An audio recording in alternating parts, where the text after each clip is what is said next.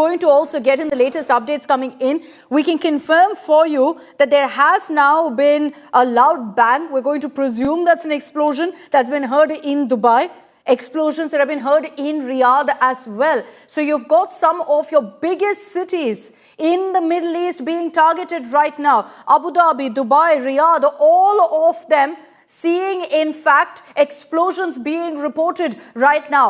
Have there been casualties? We don't know just yet because this is a live developing situation. It's escalating fast, it's moving quickly, and you're seeing essentially that the scope of this war is playing out in a massive scale across the Middle East right now. Whether it's in Bahrain, the US's naval base being hit, or in fact in Abu Dhabi, or in Dubai, there have been reports of explosions being heard in each of these locations. What will this really mean? Will the likes of the UAE, Kuwait, Bahrain, Qatar now also jump into this particular conflict, into this war? They will, of course, not sit quiet and allow these kind of explosions to take place. But Iran, keeping in mind the fact that they are now ready with their counter strategy, as they said earlier, they're firing missile after missile into every country that houses a US base. And amid that, they've issued an advisory to their own citizens saying, be indoors, stay safe, because it looks like Iran considers that there could be more missile strikes, a reaction to their hit back from US and Israel. I've got Ankit Kumar with me also from the newsroom. Ankit, take it away. We're seeing now this war escalating, spreading across the Middle East. Akshita, we are trying to sum up everything that has been going on since morning in the Middle East. It all starts with the Lincoln Carrier Strike Group. This is the biggest puzzle in this case.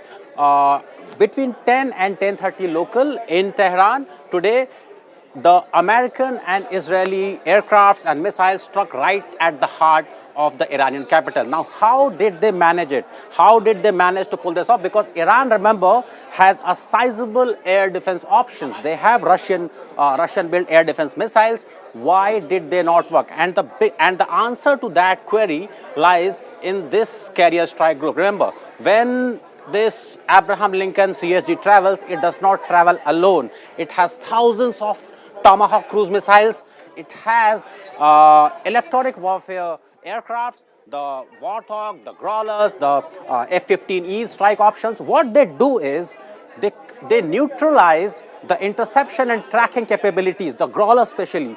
Their main target is to neutralize the interception and tracking capabilities of the Iranian air defense systems. Now, that resulted into the air defense systems of Tehran ending up flying in a blind. And that is why you saw all the visuals, the streets, the buildings within the Iranian territory destroyed. Now, in response to the American and Israeli strike, what has happened is that Iranian missiles, Iranian ballistic missiles and drones have started to target strategic American assets. Now, what are the American assets in the region? You begin with the air base in the UAE. Remember, America has an air base in the UAE. As you move west, you find the Al Ubaid air base. Okay.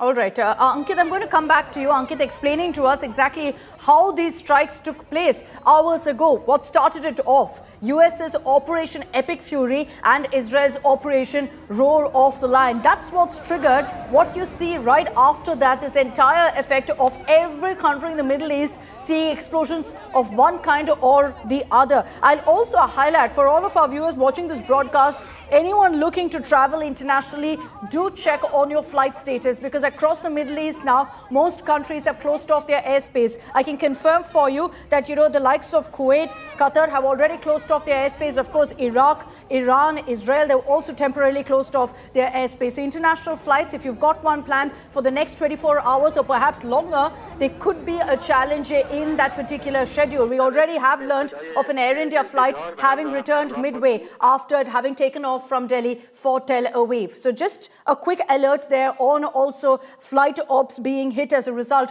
of what we're seeing right now. Most countries in the Middle East, looking at the barrage of missiles flying in and out, have closed off their airspace as a precautionary measure. As we get in more footage, I'm going to keep alerting you on exactly what we're seeing on our screens. That was brief glimpse really of an Israeli jet, but we'll get you that footage in greater detail. We're also continuing to focus on the impact of the initial strikes. Like I said, Operation Epic Fury launched by America, Operation Roar of the Lion launched by Israel. All focused on targeting Iran, led to multiple explosions in Tehran. And so what you see on your screens is also the impact of those explosions. We still don't know at this point about casualties, but Israel did highlight that all of their strikes were focused on targeting Iranian government establishments. And as we tell you all of those updates that are coming in, Iran has very clearly sent out a message saying they're not going to hold back. They will be attacking every single US base in the Middle East within their reach. Where their missiles can get, they will go ahead and target those bases.